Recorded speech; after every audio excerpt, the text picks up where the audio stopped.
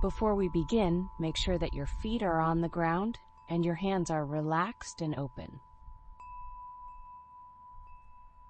Let's take a moment to invite your higher power into this meditation practice.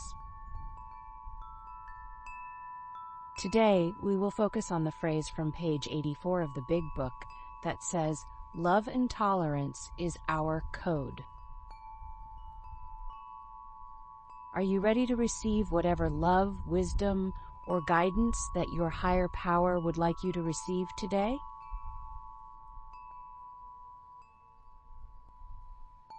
Let's begin by asking our higher power for his definition, perspective, and understanding of the words love and tolerance, and that your understanding is aligned with his will.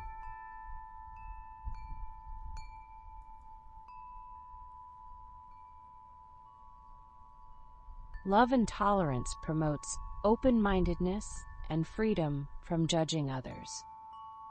Take a moment to reflect on the words open-mindedness. Ask your higher power to teach you what it feels like to practice love and tolerance with an open mind.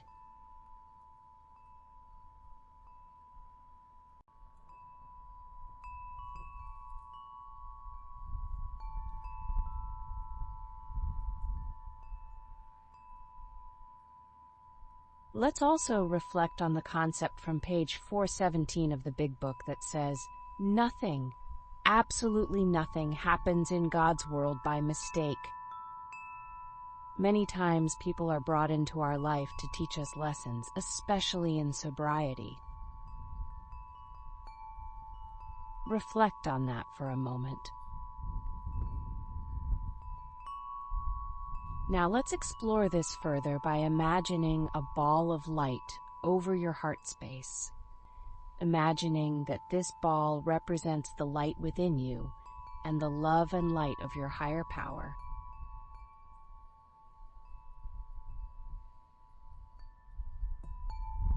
Take a moment to observe and feel the connection between you, your ball of light, and your higher power.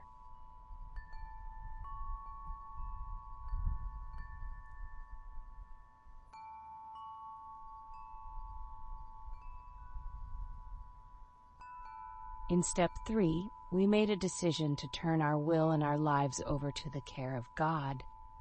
Do you believe that a higher power can restore you to sanity and help you practice love and tolerance?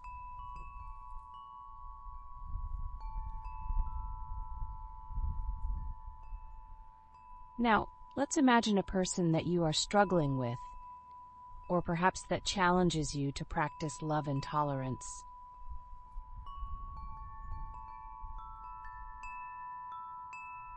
Okay, imagine placing that person into the ball of light.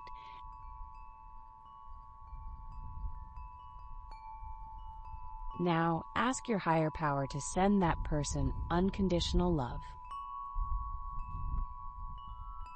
Watch those gifts pour into the person, into your ball of light, and feel the power of that unconditional love pour over you too.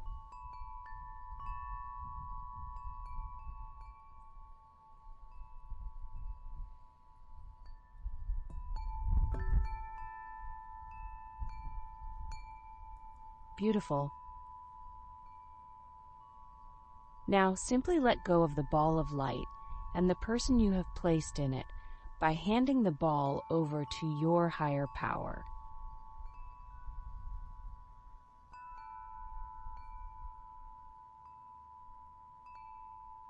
Page 90 of the 12 and 12 says that it is a spiritual axiom that every time we are disturbed, no matter what the cause, there is something wrong with us. So take a moment to consider your role.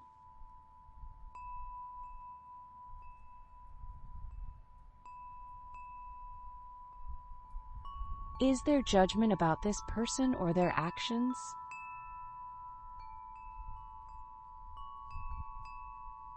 Do you have justifiable anger?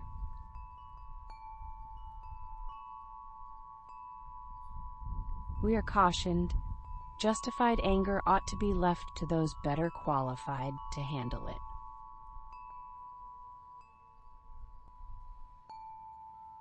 So take a moment to let go of any judgment or anger towards this person and ask your higher power to replace those feelings with his unconditional love and wisdom.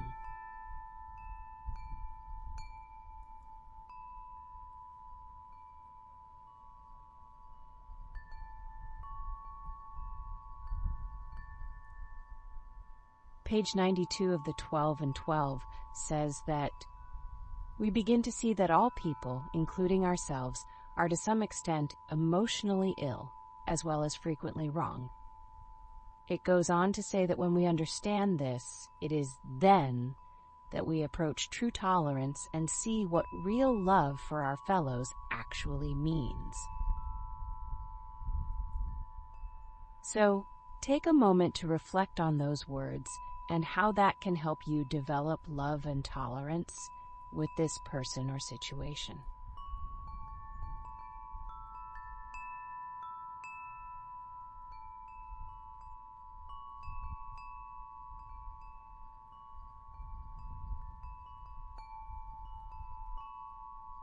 That same page goes on to tell us that such a radical change in our outlook will take time.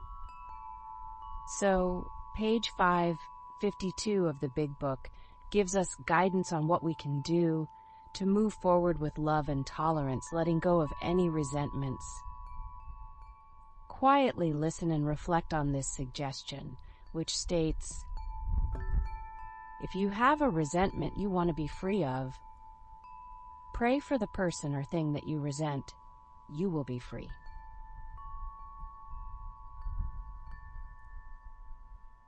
If you will ask in prayer for everything you want for yourself to be given to them, you will be free.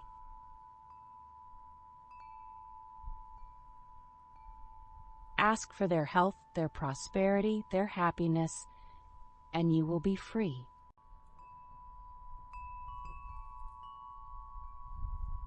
Even when you don't really want it for them, and your prayers are only words and you don't mean it, go ahead and do it anyway.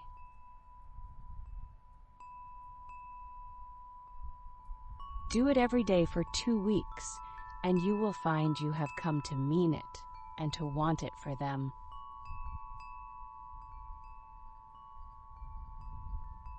You will realize that where you used to feel bitterness and resentment and hatred, you now feel compassionate, understanding, and love.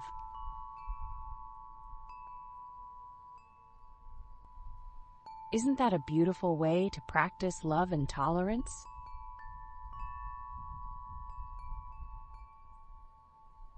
Now, let's affirm these thoughts by repeating the following mantras to yourself. I understand my higher power's definition of loving people for who they are.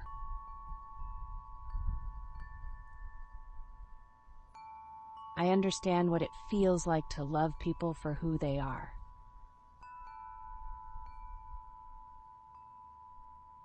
I know how to love people for who they are.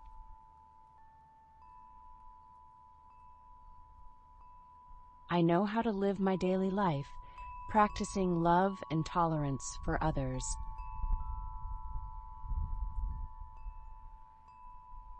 I pray only for knowledge of His will for me and the power to carry that out.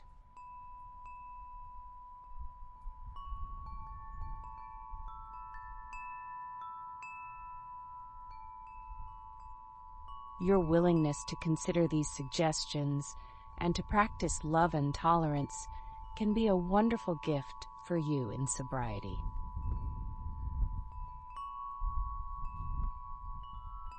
Now, let's take a moment to thank our higher power for providing us with these tools and His perspective of love and tolerance.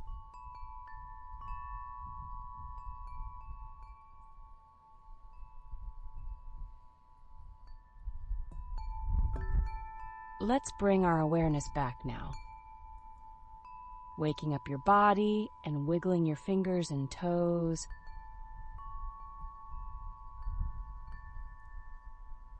And when you are ready, you can open your eyes and carry the spirit of love and tolerance with you wherever you go today.